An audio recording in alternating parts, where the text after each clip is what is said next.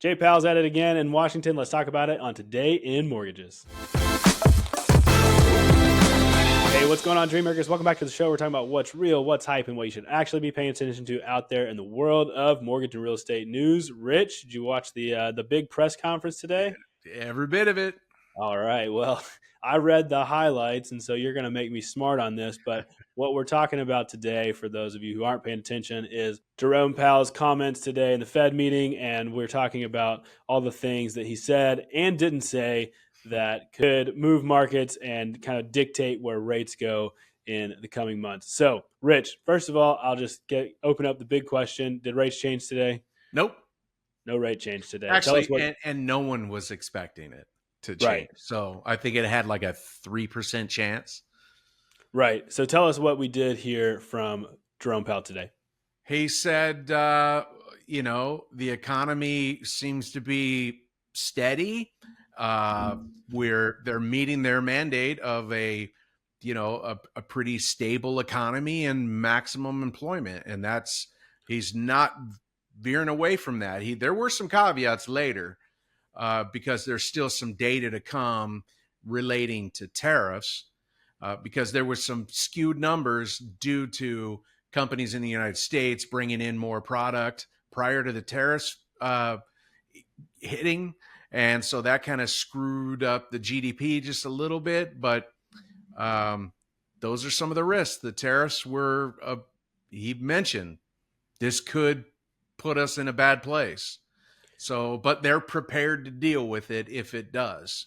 Now, Rich, one of the words that we kept hearing was uncertainty. Oh. And so I guess you're talking about tariffs there. What are some of the other factors that are driving uncertainty right now?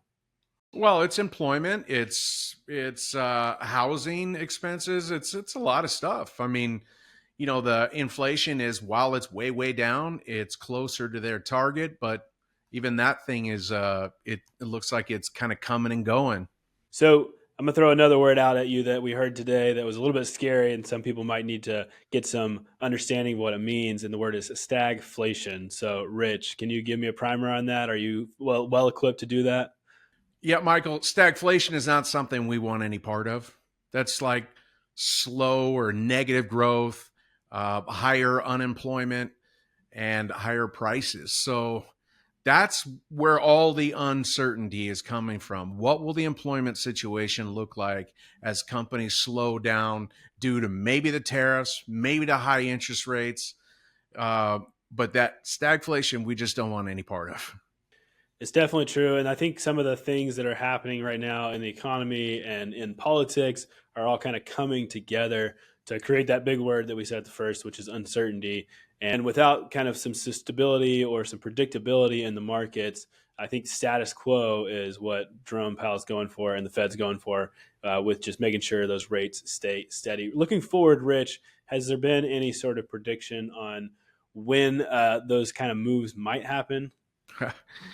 I mean, he's not even hinting when they may happen because of the uncertainty and unknown. I mean, there is still lots of data to go through because keep in mind, we're looking at data it's already happened. So you're going to start to feel whatever we're going to feel, good or bad, we're going to start to feel over the next 3 to 6 months. So really, if you look at the CME Fed Watch tool, they're looking at late year before we even have a real good chance of a Fed rate cut. But again, we could see different information come out, different data. That's why uncertainty. Listen, we're doing this and we watch and we listen and we read about what we can about this. But here, the Fed chair is a pro. They get all the data. They know. And when they say there's uncertainty, there is, because we don't know what this tariff, what the end game is, other than all the countries saying, yes, we'll give you everything you want, President Trump. I mean, that'd be the only thing to really save it, but I don't think that's happening right now anyway. So pushing those predictions to the end of the year, to me, feels like kind of kicking the can, hedging the bets on just saying, like, we don't know what's going on. We're just going to say, hey, later in the year, and then we'll have plenty of time to adjust that forecast in the meantime. And Rich, it all comes back to what you're talking about. It's just trends over time producing that certainty that the Fed's looking for rate adjustments either way. And so that kind of leads me to my last question, Rich. There's been a lot in the news in the last couple of weeks about pressure from the administration, specifically from President Trump, that's saying that he's going to either fire or remove Jerome Powell. And then he said, he has no intention of doing that. And there was, maybe some people thinking that that could sway the Fed chair to act sooner. But Rich, we're not really surprised that there's no bowing to that pressure, right? No, no. And he's not really making a deal out of it. He's very, listen, I got a job. And it's not to take instructions from Congress, just like I don't, they don't need my help and I don't need their help. And so he made a little jokes and kind of got some laughs in the rooms about that. But listen, I mean, if you just listen to him, the two mandates of the Fed is a stable economy and maximum employment. And right now, he sees a stable economy and maximum employment at 4.2% with a very little, jogging up and down of that employment rate. So he's like, listen, we're meeting the mandates. So we're not going to do anything unless something changes. Well, I think that's a good place for us to be in, Rich, and I think that makes a lot of sense. And so we're going to continue to pay attention to these meetings just because they are meaningful. But like you said, in past months, we're not going to put a lot of predictions or what's going to happen in the future. We're going to stay focused on the present. Rich, tell us how we are staying focused on the present here at the network. We're educating our loan officers, we're educating our borrowers and referral partners on what programs are available today for first-time home buyers and maybe move-up home buyers. That's all we can focus on and control is making sure everybody knows what's available to them, sharing all the creative financing tools that we have in play to put people into homes today. That's what we're focused on.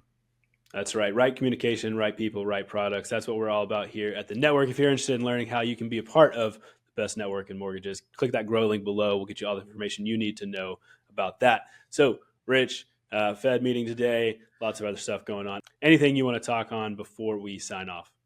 Network funding is growing. We're doing a lot of creative things. We've got joint ventures with builders and lots of great things happening. We're always looking for good people to help us grow. So if you're interested in learning more about network funding and how we make you better, we give you tools like marketing tools and coaching tools and products and to make you better, give me a call or go to join.nflp.com and just take a private tour or call me for a confidential one.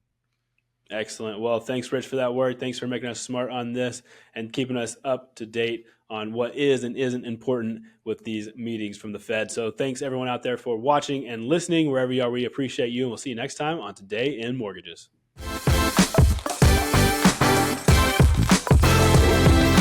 Today in Mortgages is produced by Network Funding LP, which is an equal housing lender, NMLS 2297. The content of this program is meant to be a commentary on mortgage and real estate news, and any discussion of rates and or products should not be taken as an individual mortgage or home buying advice or pricing estimates. And any commentary on this show should not be considered a promise to make a loan. All applicants for a loan must qualify, and you should consult a professional regarding your individual loan scenarios for your financial situation. Visit our website at nflp.com/licenses for all state licensing and other legal information.